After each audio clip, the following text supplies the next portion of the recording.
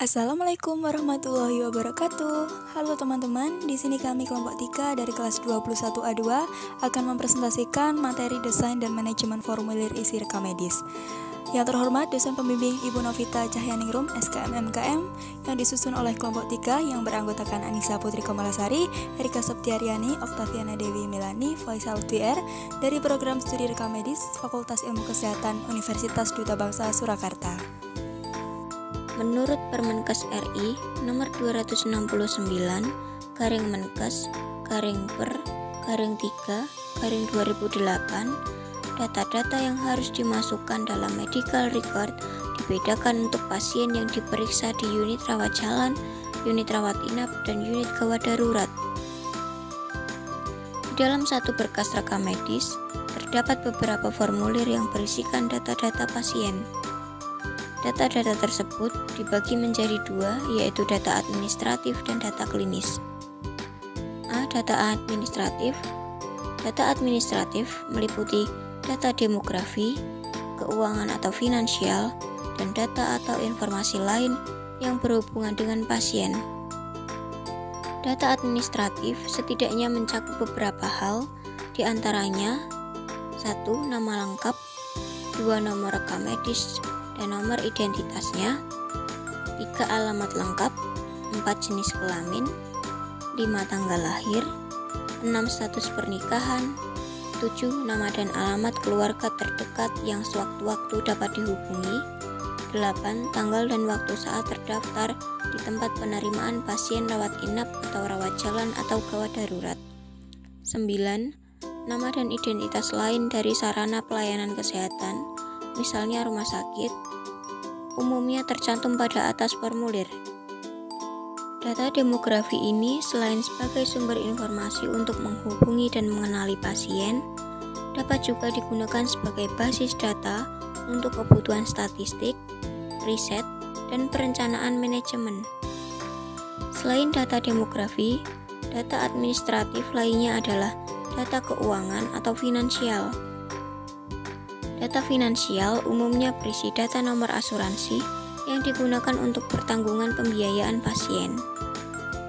Data administratif tercatat dan terbagi dalam lembar-lembar formulir rekam medis, yaitu antara lain 1. Lembar pengesahan untuk melepaskan informasi, 2. Lembar sertifikat kelahiran atau kematian, 3. Lembar korespondensi yang berkaitan dengan permintaan informasi dari rekam medis, 4.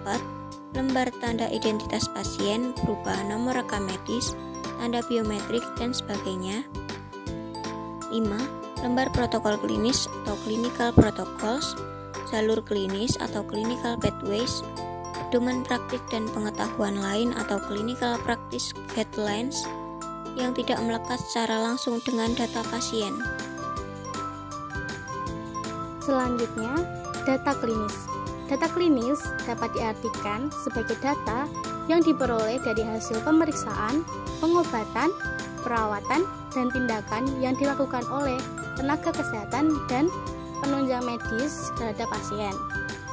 Data klinis didapatkan dan segera dicatat sejak dari melihat pasien, mewawancarai pasien atau wakil pendampingnya, melalui berbagai pemeriksaan penunjang seperti laboratorium, radiologi, gizi, konsultasi spesialis bagian lain, dan sebagainya.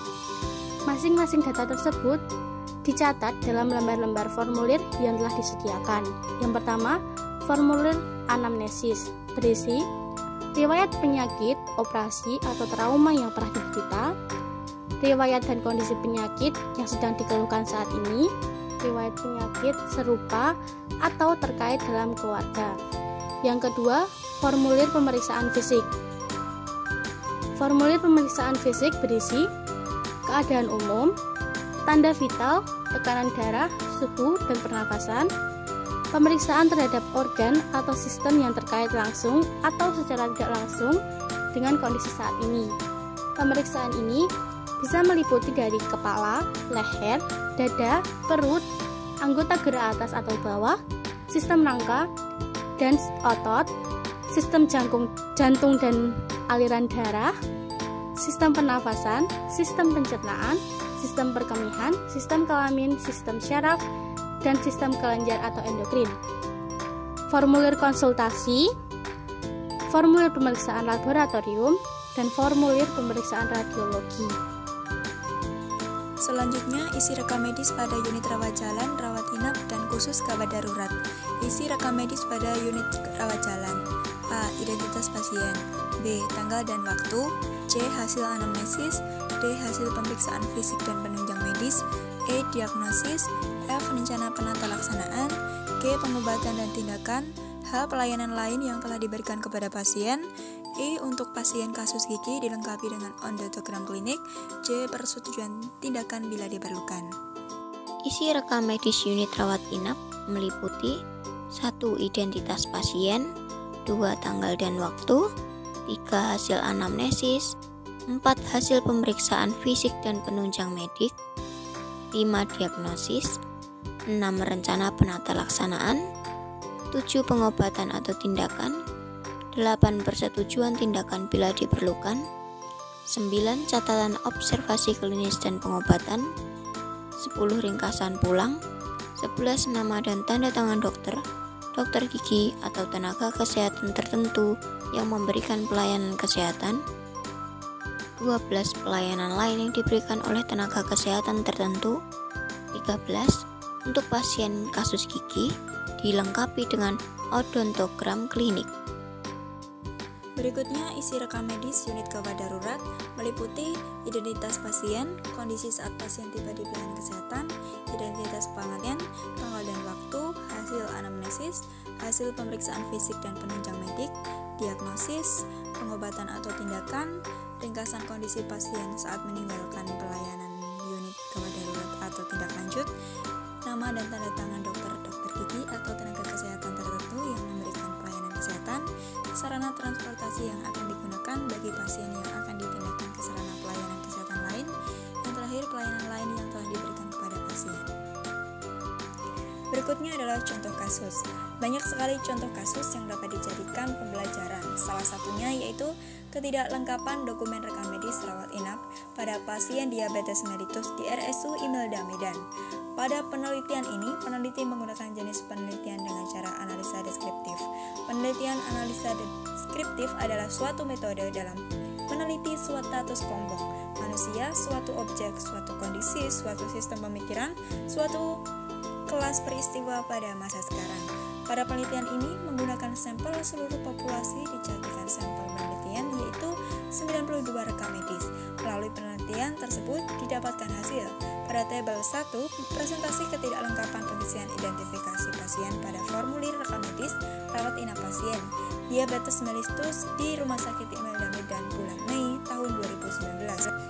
Pada tabel 2, presentasi ketidaklengkapan review pelaporan pada formulir rekam medis rawat inap pasien diabetes mellitus di Rumah Sakit Imelda bulan Mei tahun 2019. Tabel 3, presentasi ketidaklengkapan pengisian autentifikasi pada formulir rekam medis rawat inap pasien diabetes mellitus di Rumah Sakit Imelda bulan Mei tahun 2019.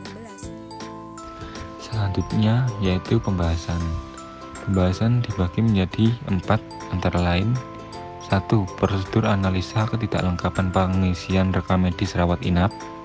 Yang kedua, analisa identifikasi pasien.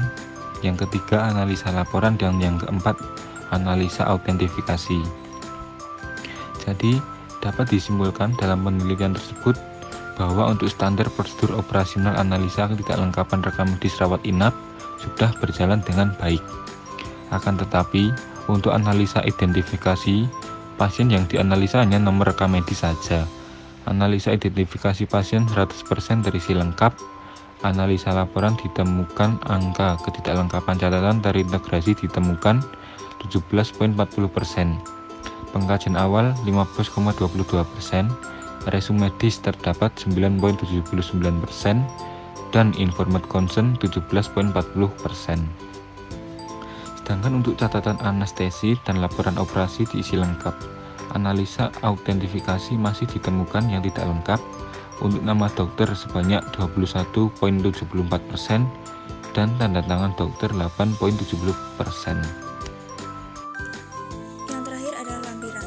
Gambar A adalah lembar pengesahan untuk melepaskan informasi kelahiran atau kematian. Gambar B adalah lembar sertifikat. Selanjutnya, gambar C adalah lembar korespondensi yang berkaitan dengan permintaan informasi dari rekam medis. Gambar D, lembar tanda identitas pasien, nomor rekam medis, tanda, dan sebagainya. Gambar E adalah lembar protokol klinik atau clinical protokol, jalur klinik atau clinical pathways. Berikutnya ada gambar data klinis yang terdapat formulir anamnesa. Dan yang terakhir, gambar formulir pemeriksaan fisik. Dari kami, kelompok 3, sekian dan terima kasih. Mohon maaf bila ada salah kata dan salah penulisan. Wassalamualaikum warahmatullahi wabarakatuh.